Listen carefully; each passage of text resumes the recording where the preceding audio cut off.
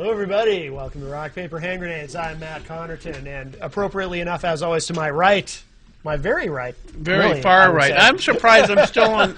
I'm so far to your right, I'm surprised I'm on camera. I know, right? Right? Yeah. Right. The Honorable Gary S. Hopper. Thanks, Matt. Nice seeing you today. What about last week? That wasn't nice? It's okay. It's all right. It's on a scale of 1 to 10. It was on the scale. Really? Well, at least it was on the scale. Yeah.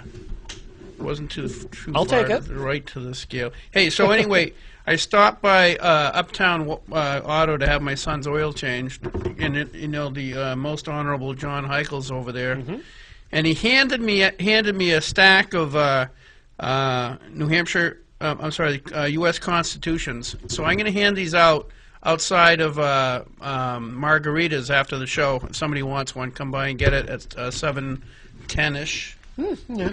No, it's a slow elevator, so yeah, it'll probably be about 7:10. Yeah, so I'll say 7:40. Because the thing is if you really look at the political landscape and what's going on in this country, why this country is in such dire straits, most of it can be traced to losing track of our foundation, and big part of that foundation is the Constitution, because we've lost our way. We've got a federal government that's so far overreaching and so encroaching into our liberties and everything else that it has long since ceased to act as if it was intended. You know, you would have loved the guest I had on Unleashed today. He was an economist, Walter E. Williams. He's fairly well known. I don't know if either of you have heard of him, but you're familiar with him.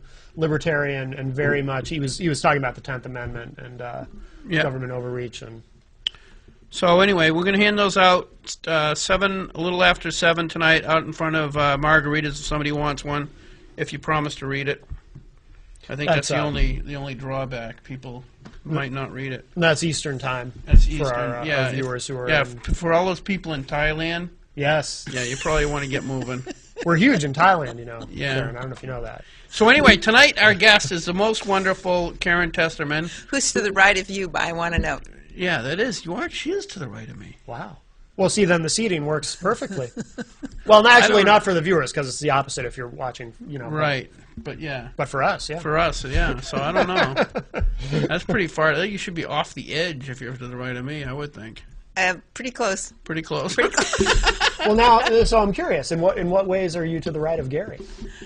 I don't know. Have we discussed that yet, Gary? No. We've not had that discussion. You just kind of instinctively know that... No, I just know that, you know, for a practical matter, she is to the right of me, so therefore it follows that because you are to the left of me, right? So that makes sense that she's more conservative than I am. Oh, okay. Now, I thought I was right on the kind of that edge, but apparently there's room. Your right to work vote may just permanently bar you from being considered as conservative as you really probably are. Yeah, it could be. That could be. That ruined it. Ruined it. My pristine record of being a right-wing nutcase.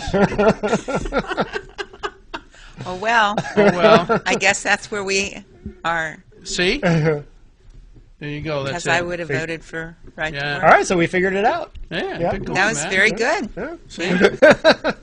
Instinctively, you figured it out, which is really good. Yeah. Thank you. So anyway, you are running for U.S. Senate. I'm still in the exploratory stage. You're still exploring whether or not to run for the U.S. Senate. Yep. And how's that going? Are you getting a lot of feedback? Actually, it's going very, very well. We're over halfway to my goal. Okay. Trying to get about 5,000 or so. Either 5,000 signatures or the equivalent of in finances. That would make it very feasible for me to do it, to step in.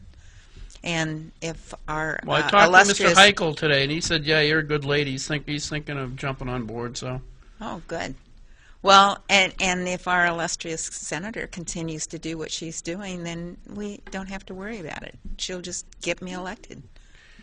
I don't know. I understand what you're saying. I mean, she's voted anti-gun. She did vote anti-gun on that. Oh, absolutely. She voted for the Small Arms Treaty. She voted for the Small Arms Treaty. Which by the way, if that goes through, if the Senate actually approves that treaty, We are at the mercy of international law. I don't necessarily agree with that. I think this, but it says no. That says in there that all treaties supersede. Where does it say that? Is this the UN thing that Yes. I hear about? This Yes. is the same thing. Okay. It is. Because I heard my most honorable Dan Itza had a very cogent argument why that was not the case, regardless of what the Senate votes on. They cannot vote your constitutional rights They out can't of. vote your constitutional rights, but it does specify that all treaties supersede the. You're going to make me sit here and look for that. All treaties supersede the. She's like one of my Constitution. favorite people, and I usually don't even call anybody out on the carpet, but Right. But he's going to do it. I'm totally. Well, we can talk about other things while I continue to hunt. You can over this. actually do that? I can do that. Jeez, Gary, I that- can't walk and chew gum at the same time. I was just going to say I can walk and chew gum. I know. That's nothing. Look, I can pat my head and rub my tummy. See? That's pretty good. Yes, you can. There is no That's- possible way I that's could very read good. something Thank and you. talk about it. Well, it's in here. It is in here. Okay. It is in here. Well, All right. I'm going to, for now anyway, take your word for it. But I was, That's always a good idea to do your guests. Just yeah, take their word. Take their word for something. Yeah. But I'll have to do more research into it. I had left it with Dan Itza. trusting that Dan was correct, but Well, he usually is, and he does know his Constitution. But I did remember looking it up again because I had this discussion with someone else. okay. Yeah, But the other thing that's in this handy little book is the conscience, per se, of the Constitution, which is the Declaration of Independence is in here too. oh, okay. So it's a 2-for-1 book, and Yes, if you want it, for the same price. Ooh, for yeah. the same price. That's even better yet, right? Right. That's a bargain at twice the price. I think that's the expression. Bargain half the twice the price. It's Yes. twice the price. I know where it is now. But if the price is nothing and half the price is same as twice the price, Right. so you could say it's bargain at half the price, You could. and you'd be correct also. That is true, yes. You could actually say you'd be a bargain at 1/10 the price. You could, yes. Right. That's why this is a very educational show. It's a math show, Yeah. really. It's a It math really is, 'cause science we kind love of math, thing. yeah. Yeah. So I guess you're not into Common Core, is that right? No. We had Anne Marie Banfeld, the organization. Oh yeah, for those people who don't know, Karen, I got to know Karen when she was head of Cornerstone Policy Research, That's right. and that was. And you even got the name right. A lot of people don't. Really? What do they Right. call it? Oh, a lot of different things. But the Really? reason is because it says CPR is the initials. Oh. So if we ever needed to give New Hampshire CPR, we could. See? That's good. That's good. But not many people know that. No. Yeah. Now you do. Yes. And now the audience does, which is Yes. really good. Yeah. But now that organization kind of changed its character quite a bit when you left, and started getting a lot more. I don't think you were, like, for instance, when Kevin Smith was in charge of it, there was a lot more about finances and voting for this budget and this and things like that. That seemed to me to dilute what, in my mind, What we started out to do. Cornerstone seemed to be a family-orientated, moral guideline of what people should and how on votes, and didn't Right. really delve into the financial aspect of it too So much. it was more about social issues originally? More and about then it- social issues, Okay. strong families. Karen, when as I've said on this show about a zillion times, the one of my big issues is the breakdown of the family, and one of the bills that I had, or a couple of the bills I did to try to strengthen the family, it was Cornerstone Policy Research that was helping me out with it. Oh, okay. There's not that many groups that want to get involved in something like that. Well, but in reality, the family is the economic engine of the Yeah, in that sense. society, Yes. because that's where you learn your work ethic. That's where you learn about it's not all about me. That's where you have to learn to share a little bit. work on a budget because you can't just put food on the table if you don't have one. Right. You know, there are various things that are grounded in that family unit. In fact, it's the smallest unit of government there is. Yeah, that makes sense. Yeah. There's that too, but there's also family is so important in that if families work together, if you could magically make 99% of the families in the state as intact families, if kids grew up in intact homes, you could almost close half the prisons. And Health and Human Services. And Health and Human Services. Yeah. So financially, it's huge. Yeah. But nobody wants to hear it. Well, and there's actually research out there that shows that single parenthood is the most reliable indicator of poverty. Oh yeah, I believe that absolutely. That makes sense. Yeah. So you know, if at one time it was, and this has been back a few years because it's been back a few years that they actually did the research, but they looked at several of the different social activities that were being conducted by the government, and if you were to improve the number of unwed mother situations by 1% and make sure that 1% was now married instead, where they got married first and then they had the child, that you could reduce just the state of New Hampshire's budget by almost $1 million. Wow, no kidding. Yeah. And that's 1/10 of our budget. Yeah. Our overall budget. Yeah. So it behooves us to really put that forth. Plus, then when you allow a child to grow up with and know both their mother and their father in a stable home, then you improve the opportunity that child's not going to be involved in drugs or alcohol or premarital sex, that they'll do better economically, that they'll do better in school, scholastically. They're just so much better off, and they're less likely to be involved with the law. They did a study, I think it was, I want to say Georgetown University, but I'm not positive. It's been too long. And since you were there? No, no. Since I read the study. Okay. And I think it was 100 different city. I don't know how many different cities of 100,000 population or more. And through that study, they determined that the one variable that you could look at to find out if it was a safe place, like if you were looking at a place to live, find a place to live, if you could locate the one city that had the greatest percentage of intact families, that would be the safest place to live. Yeah. You know, so it really has nothing to do with color or anything else. It's are those particularly boys? I hate to be sexist, but are the boys? Do they have a biological role model in the home? If they do, they're far less likely to be out there stealing your stereo and doing drugs. Right. So the real indicator is that we have a father problem, absent father problem in America today. How much do you think that is a direct result of abortion? Let me give you my argument.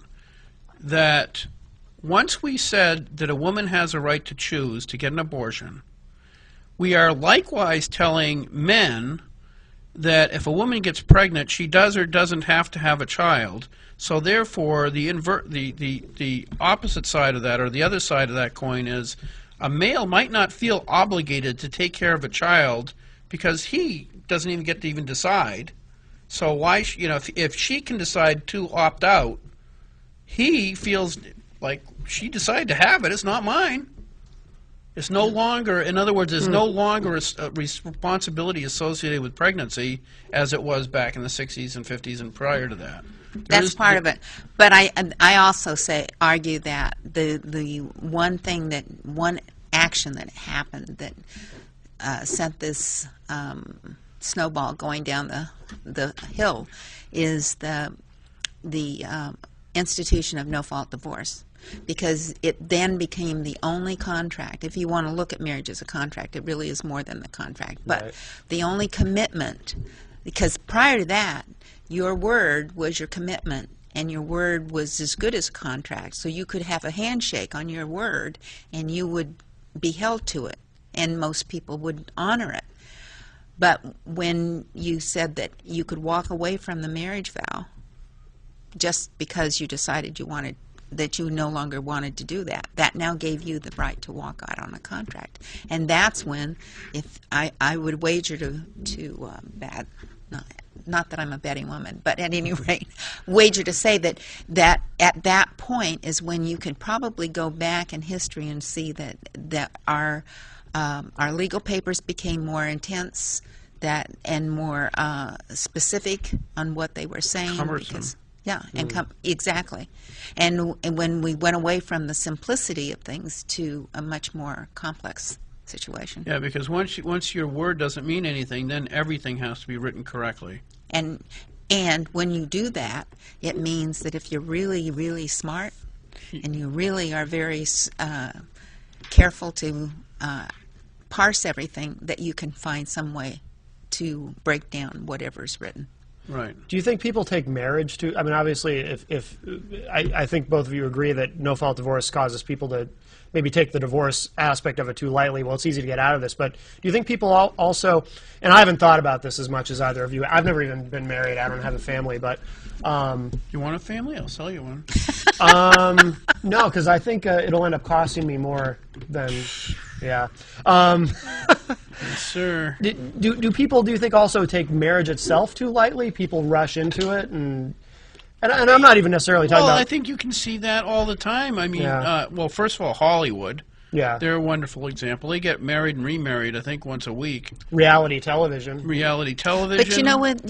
All of this doesn't ever give you the downside of it. They always tell you this is what we did. Right. It's always on the upside. It's always a solution is achieved and so forth like that. But they don't tell you about the downside on it, how it costs more.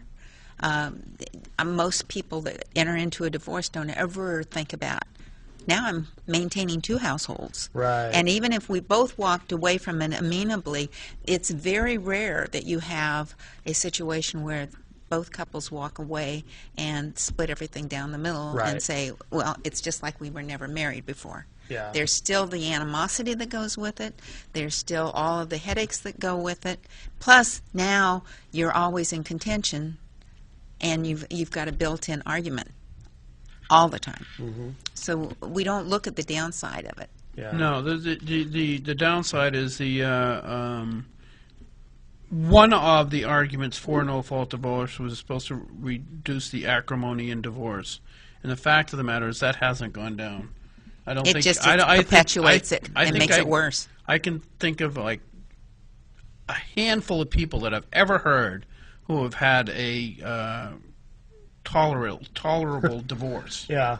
You know what I mean? Yeah. Everybody says, "Oh, well, we're going to get divorced. It'll be okay. We'll be friends." No, that does that. I don't. I like I said. I think I can. And I'm not sure they weren't lying to me. The people that said that it worked out well. Yeah.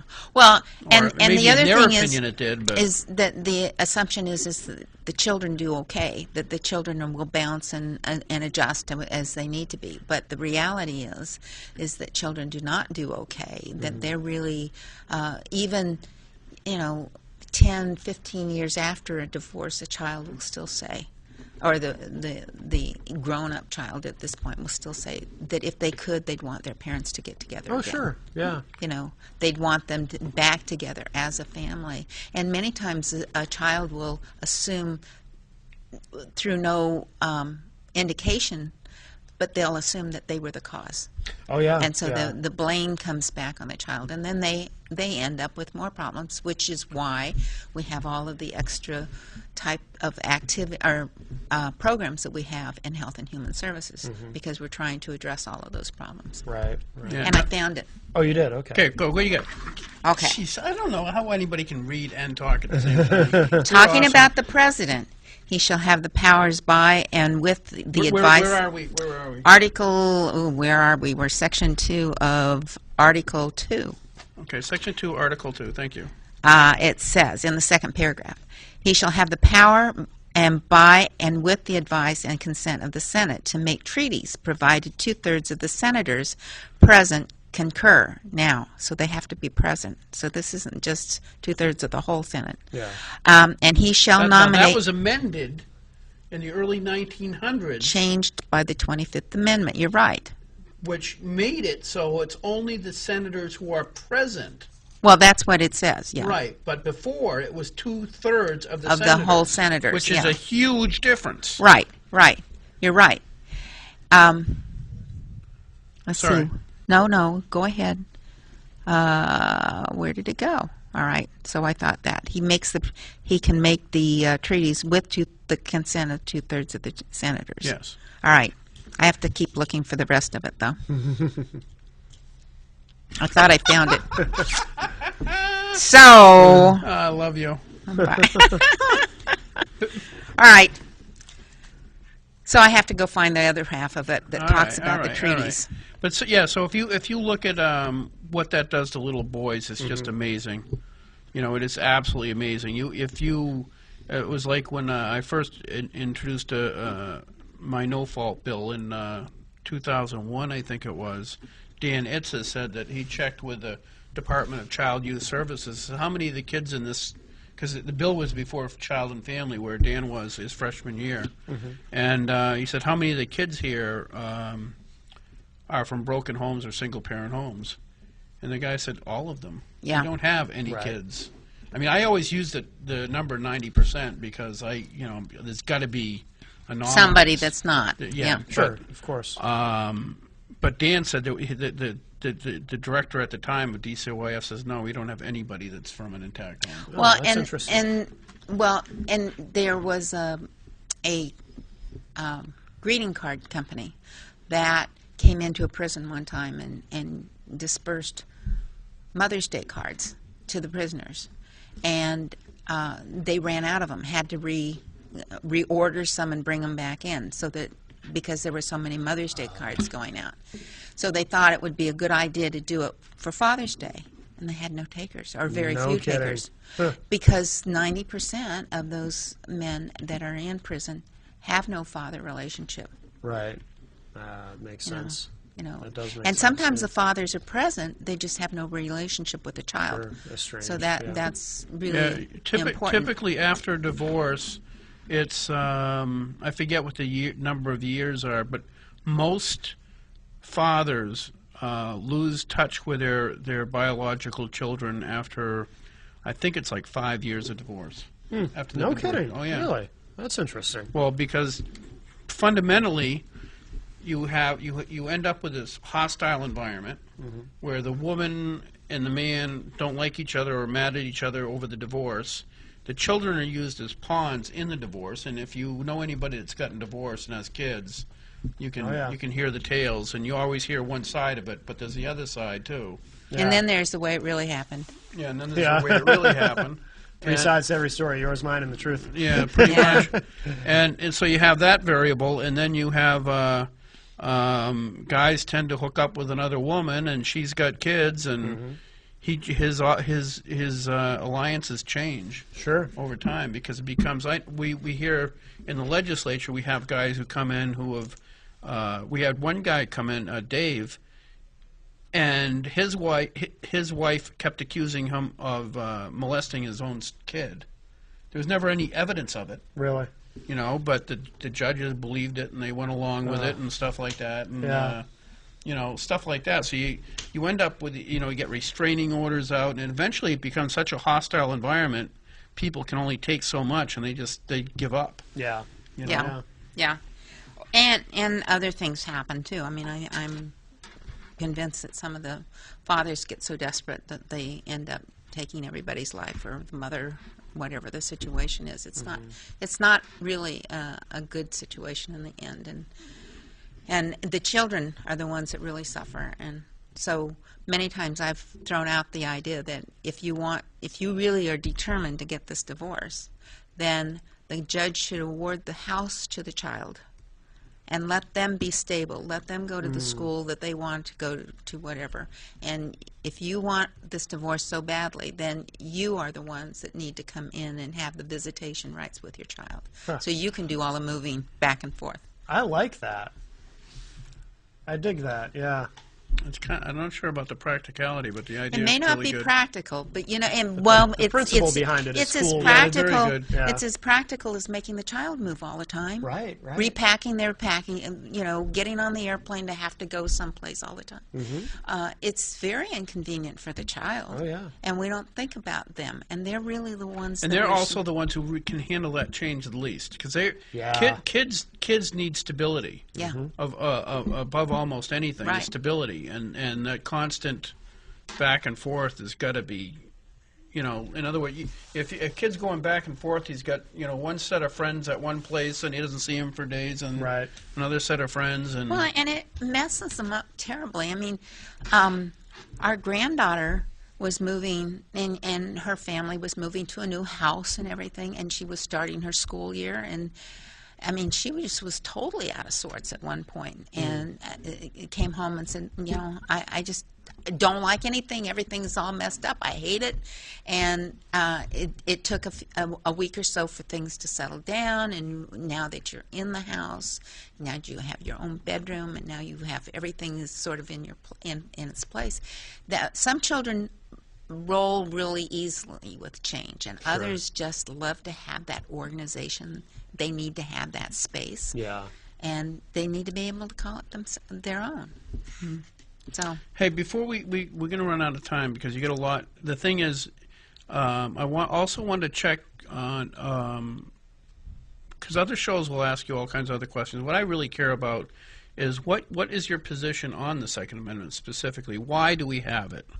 the Second Amendment is there so that we as a people, especially, not only to defend ourselves, not only to defend our family and our home, but also that when the government gets out of control, that we can defend ourselves. And that tipping point may be out there at some point. I mean, we are seeing a lot of things that are going wrong at this point, where we have no accountability. I think that's the one thing that people are most upset about, is that there are people who are not answering for Benghazi. How you can go to bed and get up and go to a fundraiser or whatever it might be, or someone says, I'm taking responsibility, and, oh, well, what does it matter now? They're just 4 dead bodies. It matters a whole lot, because that's what America's about. We never leave our fallen behind. We go back and we pick them up. And you don't abandon them, and you don't just gloss it over and call it something that it wasn't, and you don't lie to Congress. I mean, or to the American people is what you're doing when you lie to Congress. Well, they lied to the American people first, and then proceeded to lie to Congress. Yeah, but they continue to lie, Right. and there's no accountability for it. I mean, we've got 6 or 7 different committees at the federal level that are looking at this, but there's no set. The administration said that they would get to the bottom of it too. They lied again. Right.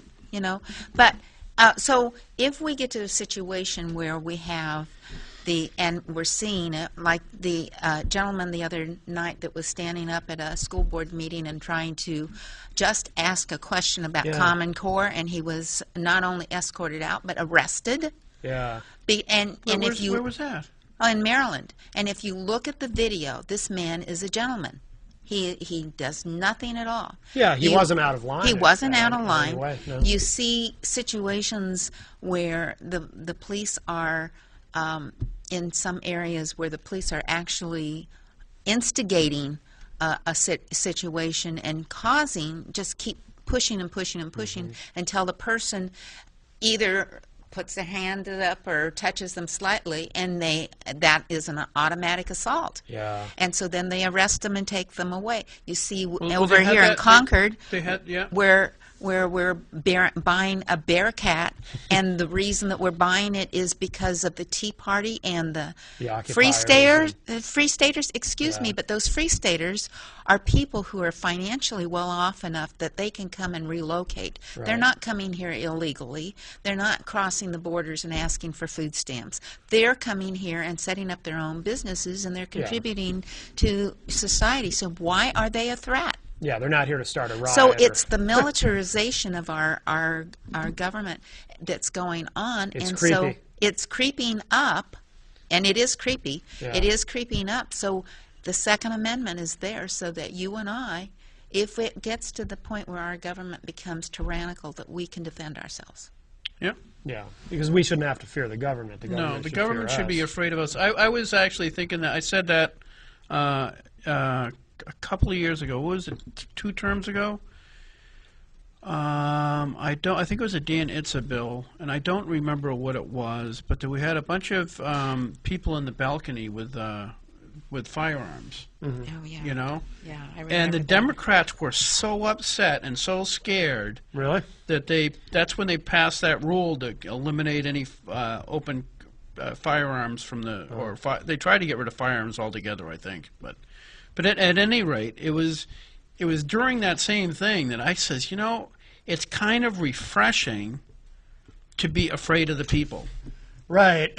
You know, Yeah. I mean, because in a small part, when we vote on almost anything, we should fear the people. Exactly. That's who you We should be accountable to. Yeah, we shouldn't be They're fearing the bosses. the lobbyists aren't going to give us enough money to run again. We Right, should be exactly. afraid that the people are going to, tar and feather us, which is what Exactly. they used to do. Exactly. Yep. Absolutely. And tar is actually good for my eczema. Now, can people bring tar and feathers into the?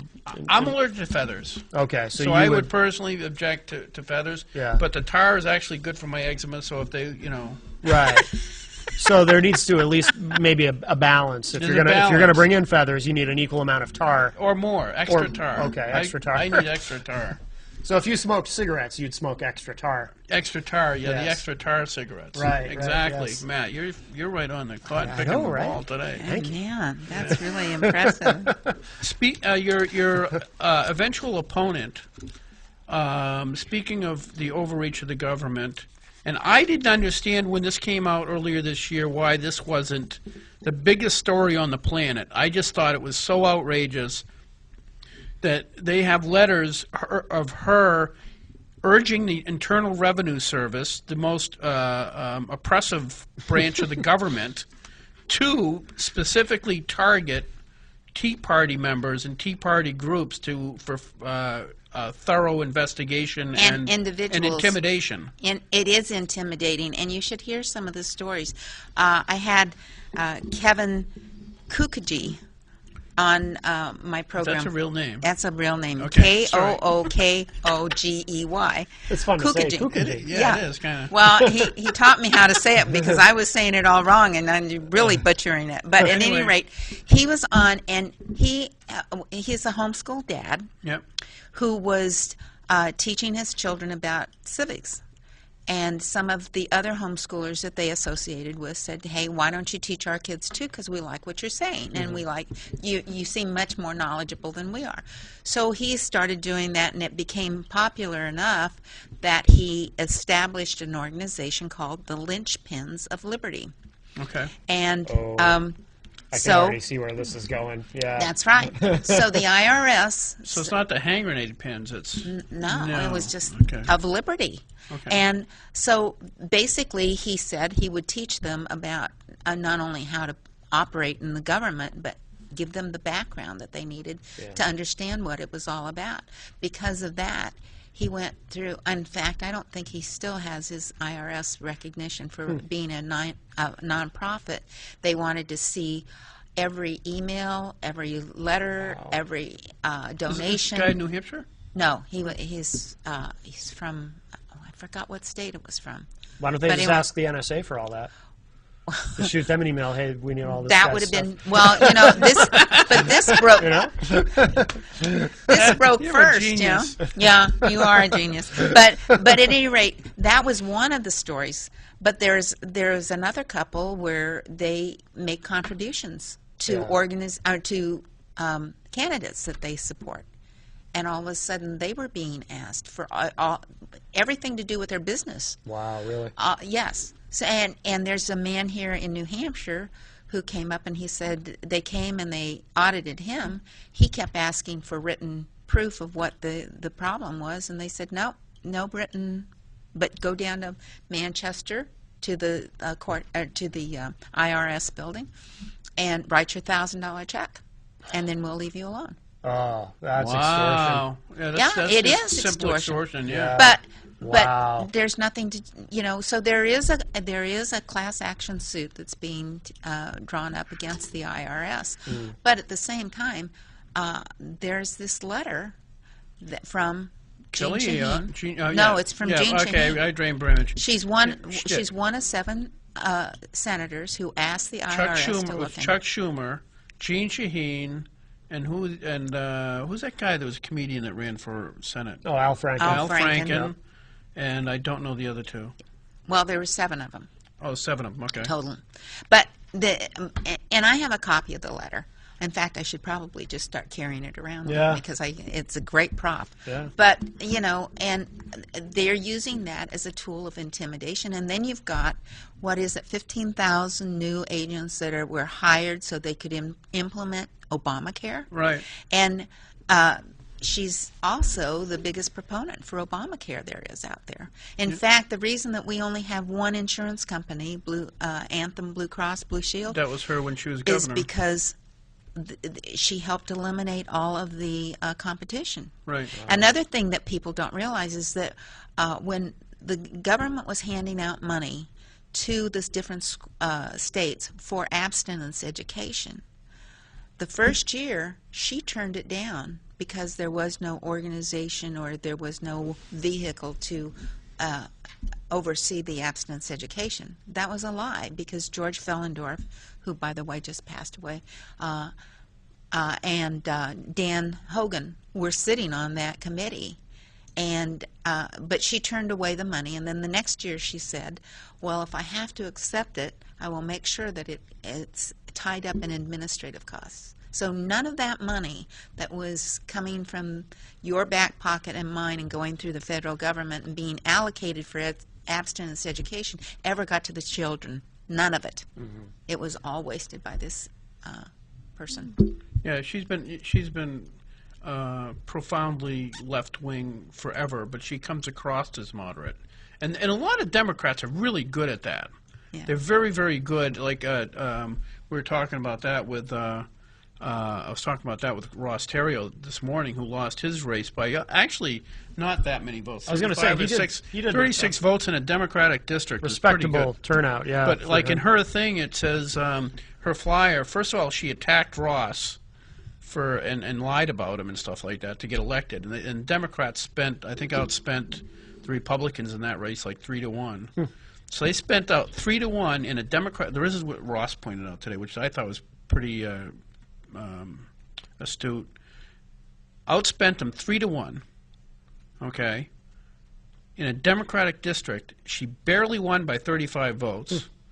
Right. But anyway, so she's got this thing, and instead of saying that she's pro-abortion or pro-choice, it says, if I'm elected, I want to spend more resources on women's health, which is code word for abortion. They can't say they're pro-abortion without... Well, and they also want you to pay for their contraceptions, which is really... a joke, because most contraceptions are not that expensive in the first place. It's not thousands of dollars at all. And the other thing is that they'll tell you that Planned Parenthood does mammograms. They do not. I mean, really? No. Lila Rose, in some of her investigative reporting, actually they called several different Planned Parenthood abortion providers and asked specifically, do you...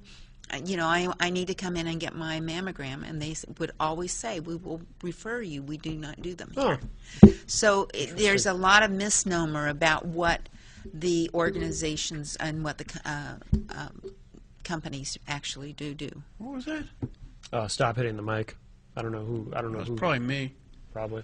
You're fidgety. I'm fidgety. No, that's probably me. I was doing this. You're fidgety. You don't see it at home, but you send us messages with stop hitting the mic. Yeah. Oh, okay. All right. I'll take my hands Karen, away from for the Christ's sake, huh? Stop hitting the mic. Stop hitting the mic, Karen. So anyway, let's. I wanted to also cover the NSA. Obviously, is completely out of control.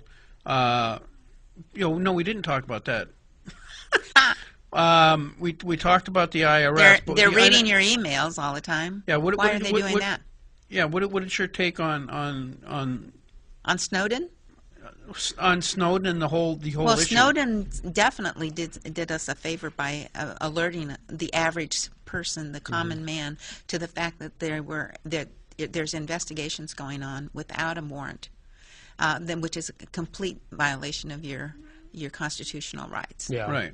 The fact that they're doing it supposedly to protect us, but as Benjamin Franklin said, right, if you're willing to give up your freedoms for a little security, you probably will get neither.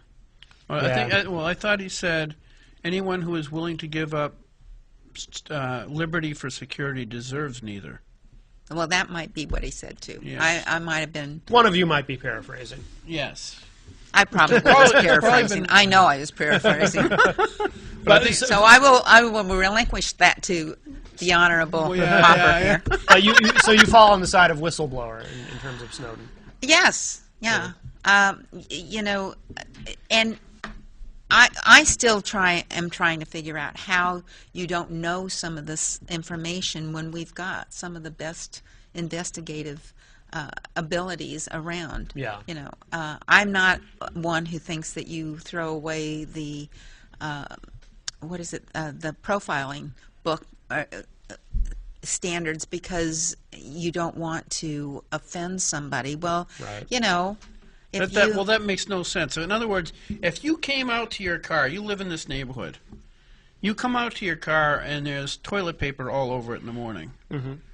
All right. There's some teenager There that is had a no lot of- way your first thought should be, I wonder if that grandmother across the street's doing this. Right. Yeah. That Yeah. cotton-picking old jerk. Well, it'd be hilarious if it turned out she was. Well, it would. It Yeah. would be funnier. But the fact of the matter is Good for her. Yes, that's right. getting out in the wheelchair and going around throwing toilet paper. But you know what I mean? Your thoughts have to naturally, unless you're an idiot, profile as to what the very possibilities are. Yeah. It would be insane to do otherwise. It's insane not to profile. It's political correctness run It's amok. all it is. Well, the airport, of course, is the obvious example. When they're pulling people out of line to do a special search, it's not the college kids on their way to Florida for spring break or the grandmother on her way to visit her family for Thanksgiving is probably not a terrorist. No. I mean, I'm no expert, but No, the little 5-year-old girl in a little dress is probably safe. Right, yeah. You know what I mean? Well, I think it's interesting that now they have the metal detector, basically, that if you're a family, you get to walk through that. Mom and dad and the kids, everybody gets to walk through it, and the kids don't have, under a certain age, don't even have to take off their shoes. Oh, okay. So we're now doing that, but we have Progress. the... a little bit. What is it? Catherine Albrecht calls it the nakedizer. So the you body can, scan, yeah. yeah. So if you have to, you go through the nakedizer. But the thing is that most of the time they'll pat you down again afterwards anyway. Yeah. So I don't know what that thing is, and I don't know what kind of radon it does. But I know that I go through the security often enough that I just say, okay, go ahead, pat me down. You're gonna pat me down anyway. Right. And I opt out 90% of the time. Because I'm a rebel. Now, we've said this on my show. I want to see what you think about this. This comes from the genius mind of Gary Hopper. Yes. Right. We all know of the genius mind of Gary Hopper. Right. Yes. And this is the idea, Karen. Mm-hmm. We know for a fact that one of the animals with the most acute sense of smell is a pig. They can smell a truffle about 5 feet under the ground, right? So you train the pigs to smell for accelerants, and just have them go by, and if they start squeaking, you could pull them aside. Plus, having an airport terminal with a bunch of pigs. I mean, this would be fun. It would be fun. It would be very funny. You could dress them up. Yeah. You have a couple guys playing banjos. Yeah, exactly. Can you train them? Yeah. Oh, yeah. Pigs They're are wicked smart. They're smarter than dogs. Okay. Yeah. So you train them. Yeah. I mean, sure, the Muslims would be a little bit upset, but Well, they have to be whatever. tolerant. They have to be tolerant. Right. If we have to be tolerant, they We have to be tolerant. tolerant. That's Everybody tolerance. should be tolerant. Everybody has to be tolerant. Exactly. So anyway, what do you think? If you're gonna, I think that's really pretty astute. Yeah. I mean, do they have a better sense of smell than dogs do? correct. Yeah. Yeah. A lot Really? better, yeah. That's ingenious. Yeah. And then just the idea of a police. It's the Hopper invention. Yeah. Yes. Exactly. Oh, he's got all kinds of inventions. I see. Okay. Yeah. Some are 'cause better than others. But because I just mean this one's so good. Oh, yeah, It okay. eclipses all the others, yes. But the other one that I actually had that I think actually is really plausible. You don't think the other one is I think it's plausible? plausible, but one that's actually a little bit better for the troops is a turkey vulture can smell a corpse from 6 miles away. That's true. Okay. It is of the animal kingdom. It's king of scent. If you could train it to smell accelerants, you could actually have it flying over the troops. And replacing the drones. Well, I don't know about that, but Oh. because the drones are for other purposes. I don't think you want to arm the turkey vultures, but I'm just That'd be saying. interesting. But I bet they could smell such a small particles You of could at least accelerants. put them on the fence that's not built yet, that we have allocated the money to build. But you could put them on the fence to Eat the dead patrol. bodies. That's a great idea. I didn't think of that. Yes. I yes. wasn't thinking about that. I was thinking about, you were talking about having them smell the accelerants. Yes. So you could put them on top of the fences Right. and they could just smell the accelerants before they came in, and we could stop all of the illegals coming over with the bad stuff. Yeah, with bombs. As I'm talking about bombs, the accelerants Right, of bombs. right. You don't think they're bringing some of that stuff across the southern border? No, they wouldn't do that. They're just coming over to pick cotton and stuff, right? I think it's oranges. Oranges, sorry. Something, I don't know. Oranges. Whatever they pick. Avocados. That's it. I'm not It's a farmer. avocados. Oh, is it? Avocados. No, the Anyway, avocados grow wait. down in Mexico. Oh. Anyway, so Maybe that's what they're bringing. They're, On just, these they're great bringing us big tall- avocados. Yeah, Yeah, on they have these to great pick 'em big before tall they- trees. yes.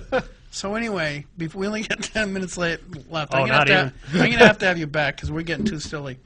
But it's fun to be silly. Yeah. Anyway, So if you're when you become senator, thank you. what do you think you can pragmatically do?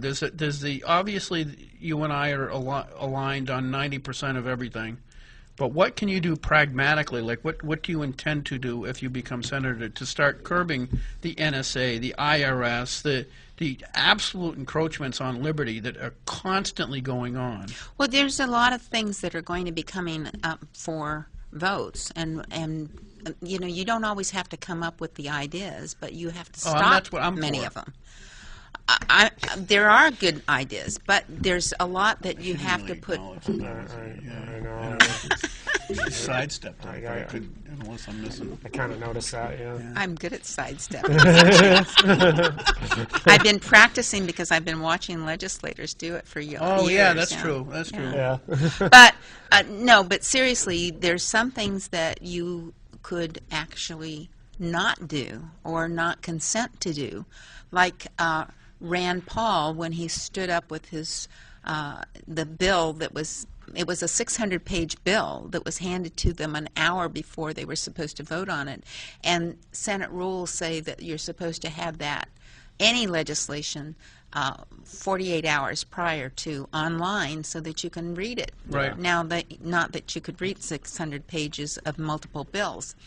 The other thing that I think that needs to be done almost immediately is besides passing an American laws for American courts only type bill. That would be one that I wouldn't mind introducing, but it really is up to the states to really put that sort of thing in. But The other thing that I wouldn't mind introducing is that if it's over 20 pages long, we don't read it. We don't even bother with it. Right.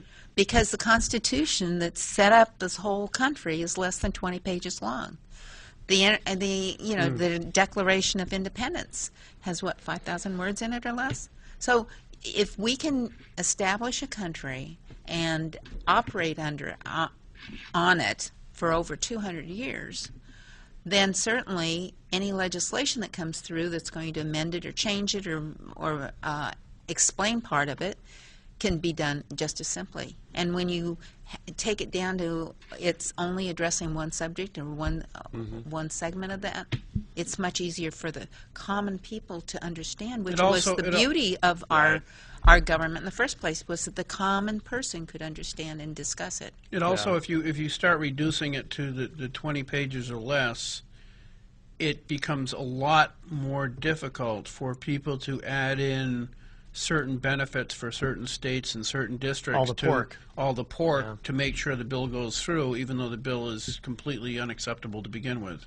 Well, and then that becomes where many times you're going to have to say no, because there are too many compromises in it, so too many appeasements that are in place, and you've got to start saying no. The other thing is that insisting that we've already had a lot of studies going on about different departments and whether or not they're effective. Mm-hmm. Well, it's time to start saying, let's close them. Yeah, for example, the EPA. It was supposed to make us energy independent. Are we energy independent yet? No. And how long have they been in? How many millions of dollars have we spent on millions? That? Billions? But, the whole idea is that that's what's costing us a lot of money. That's what's costing us exploding our budget, which, by the way, the Senate is responsible for making sure that we have a budget that the House has passed and sent to the Senate many times. Since our current senator has been in office, we have not had a budget. That's for we're working on 5 years now. Yeah, and the first two years were with Democrats. Hey, we got to go. I thought I was looking at the clock wrong. Karen Testerman, I'm going to have you back. Thank you very much. Thank you for having me. For full disclosure, I've already agreed to support Karen for her Senate bid, so people don't get the wrong idea. But I was very fair to Jim Rubens. I didn't. Absolutely. I did not tool on him or anything. Actually, I gave him a way out, and he jumped in it anyway. Anyway, thanks to Uptown Auto and John Heichel. I'm passing these out up front in about 5 or 10 minutes, and we'll see you next week. Next week we're going to be talking about the constitutional with none other than John Heichel. Oh, good. Outstanding. John's got some good bills. Yep. And we need to support him. Yep. Thank you very much, Karen. Good luck. Thanks, Thank Karen. you. Bye, everybody.